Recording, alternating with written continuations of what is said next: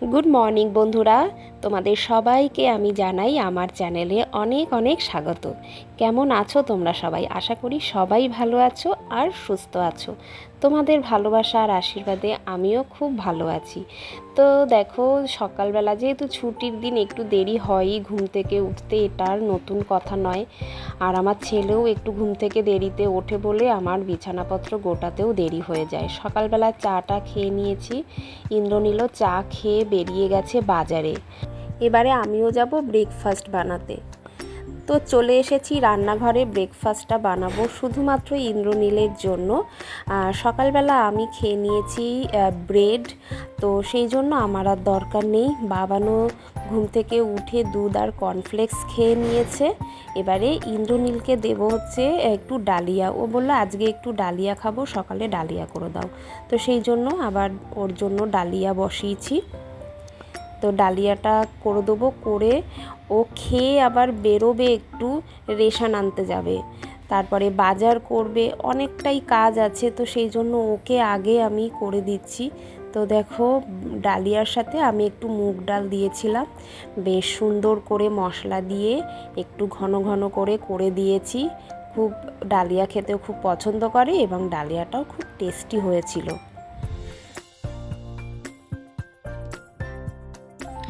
তো ওকে ডালিয়া খেতে দিয়ে আমি চলে এসেছি জামা কাপড়গুলো একটু কাচতে দিলাম। মেশিনে সব জামা কাপড় দিয়ে দিয়েছি, মেশিনে এগুলো সব কাচা হয়ে গেলে আবার যাব তিনতলায় এগুলো মেলতে। তো চলো, এই ফাঁকে একটা কাঁচা হতে হতে আমি একটু এক্সারসাইজ করে নিই। আমার ঘাড়ে আর কোমরে স্পন্ডেলাইটিস আছে, তো সেই জন্য আমাকে ডাক্তার বলেছে দিনে 3 বার করে এক্সারসাইজ করতে। তো সেটা তো আমার আর সময় হয় না। ছুটির দিনকে আমি দিনে একবারই করি, আর এমনি দিনেও একবার করে করার চেষ্টা করি। তো এক্সারসাইজ সেরে ঘর দুয়ারটা একটু ঝাড়পোছ করে নেব, করে নিয়ে তারপরে যাব জামা কাপড় মেলতে। তো সেটা এখনও কাঁচা হয়নি জামা কাপড়গুলো, সেই জন্য ভাবলাম যে ঘরটা আমি ঝাড় দিয়ে নিই। আগের দিনের কিছু জামা কাপড় কাচা হয়েছিল, সেগুলোই দেখো আমি চেয়ারের ওপর সব জড়ো করে রেখে দিয়েছি, সেগুলো আর ভাঁজ করা হয়নি। এরপরে এগুলোও একটু ভাঁজ করে গুছিয়ে রাখবো, কারণ দেখতে খুবই খারাপ লাগছে।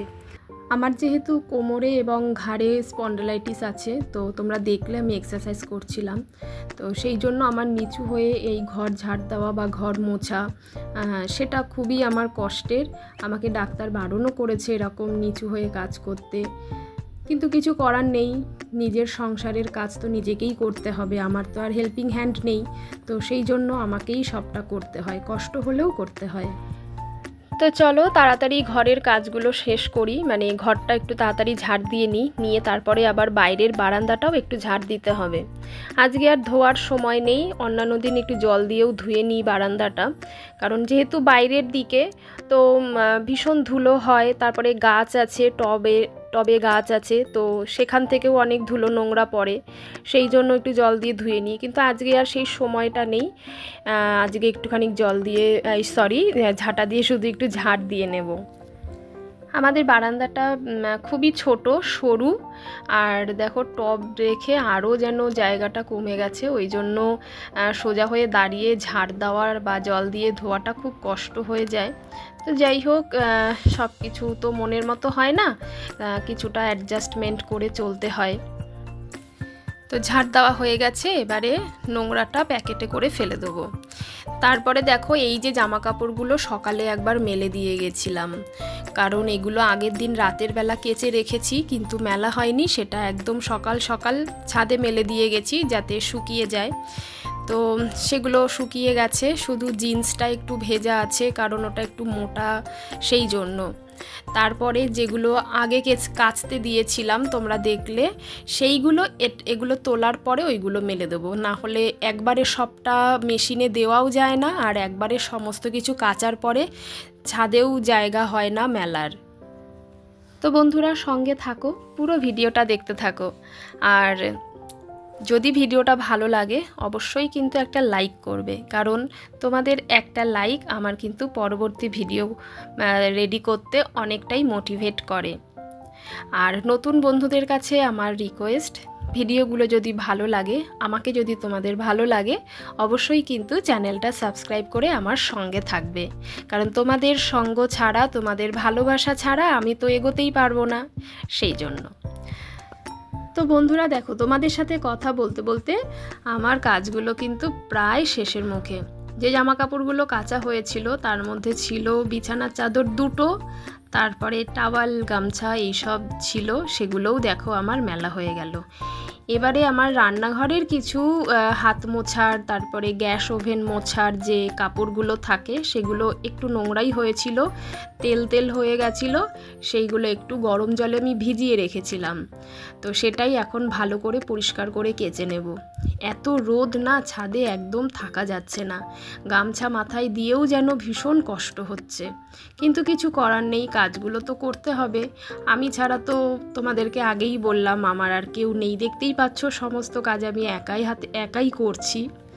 শুধুমাত্র আমার শাশুড়ি মাকে দেখাশোনা করার জন্য একজনকে রাখা হয়েছে, তো সেই নিচের সমস্ত কাজকর্ম করে, বাসন মাজা, ঘর মোছা, নিচ তলায় যেটা সেটা করে, আর আমার শাশুড়ির রান্নাবান্না করে দেওয়া, ওনাকে খেতে দেওয়া। আমি যেহেতু সারাদিন বাড়ি থাকি না, আমাকে অফিসে বেরোতে হয়, তো সেই জন্য একজনকে রাখা হয়েছে ওনাকে দেখাশোনা করার জন্য। তো তাতে কি হয়, আমরা একটু নিশ্চিন্তও থাকি, ওনার কাজগুলোও ওনাকে করে দিলে ভালো হয়। এখন ওনার বয়স হয়েছে, এতদিন তো উনি একাই করেছে, এখন আর সেটা পারে না। তো যাই হোক, আমার কাজগুলো প্রায় হয়েই গেল। এবারে যাব নিচে গিয়ে রান্নাবান্নাটা আমার পুরোটাই বাকি, তো রান্নাবান্নাটা করব। তো চলো বন্ধুরা, সঙ্গে থাকো আর দেখতে থাকো।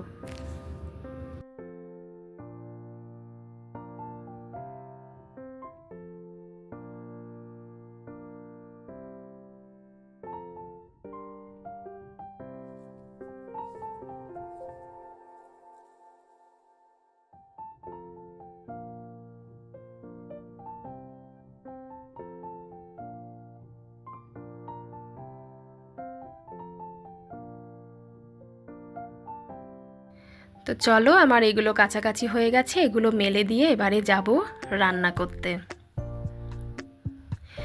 তো দেখো, রান্না বসিয়ে দিয়েছি। আজকে রান্না হবে একটু খাসির মাংস। ইন্দ্রনীল অনেক দিন খায় না, কারণ ডাক্তার বারণ করেছে। আর খাসির মাংস আমিও খাই না, যেহেতু আমি খাই না, এখন আমাদের বাড়িতে খাসির মাংস বন্ধ হয়ে গেছে, হয় না। তো সেই কারণে অনেক দিন বাদে ওর একটু ইচ্ছে হয়েছে, তাই খাসির মাংস নিয়ে এসেছে। আজকে একটু খাসির মাংস রান্না করব, আর আমি যেহেতু খাই না, আমার জন্য একটু মাছ রান্না করব।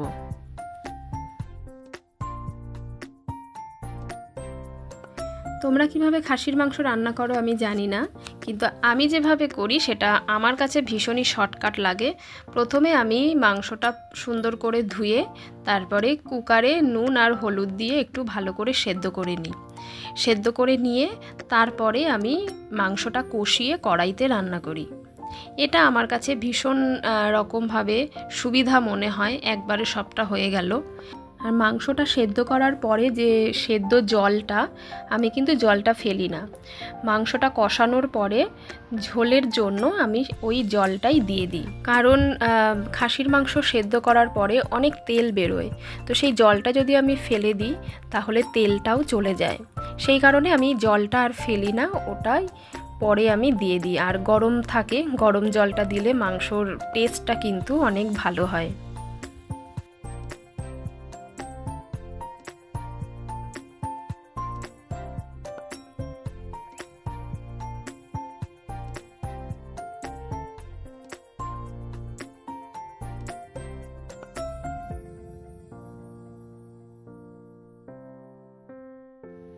সুন্দর করে পেঁয়াজ রসুন এগুলো ভেজে নেবার পরে মশলাটা দিয়ে দিয়েছিলাম, আর ভালো করে মশলাটা কষিয়ে মাংসটাও দিয়ে দিয়েছি।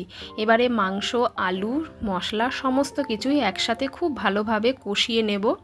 তারপরে যখন মশলা থেকে, মাংস থেকে তেলটা ছাড়বে, তারপরে জলটা দিয়ে দেবো।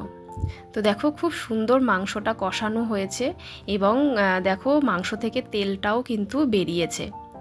আর এবারে আমি যে সেদ্ধ করে রাখা জলটা, ওই জলটা এবার দিয়ে দেবো। জলটা কিন্তু সবটা দেব না, যতটুকু দরকার ততটুকুই দেব। বেশি দিলে আবার পাতলা হয়ে যাবে, তো খাসির মাংস অত পাতলা ভালো লাগে না, একটু ঘন ঘন হবে, তবেই খেতেও ভালো লাগে আর দেখতেও ভালো লাগে। এবারে নুন দিয়ে দিলাম পরিমাণ মতো, তারপরে ঢেকে দেব। আলুটা সেদ্ধ হবে, ঝোলটা ফুটবে, ফুটে তারপরে নামিয়ে নেব। আমি যেহেতু খাসির মাংস খাই না, তোমাদেরকে আগেই বললাম আমার জন্য মাছ করব। আর সেটা হয়ে গেছে। দেখো পুঁটি মাছ এনেছিলাম, খুব সুন্দর করে একটু পুঁটি মাছ দিয়ে পেঁয়াজ দিয়ে চচ্চড়ি করেছি। আর যেহেতু অনেক দেরি হয়ে যাচ্ছিল, সেই কারণে আর ভিডিওটা করা হয়নি। তো পুঁটি মাছ অনেকটাই ছিল, কিছুটা রান্না করেছি আর কিছুটা ভাজা রেখে দিয়েছি। তো চলো ভিডিওটা আজকে এখানেই শেষ করছি। সবাই ভালো থেকো, সুস্থ থেকো, টাটা।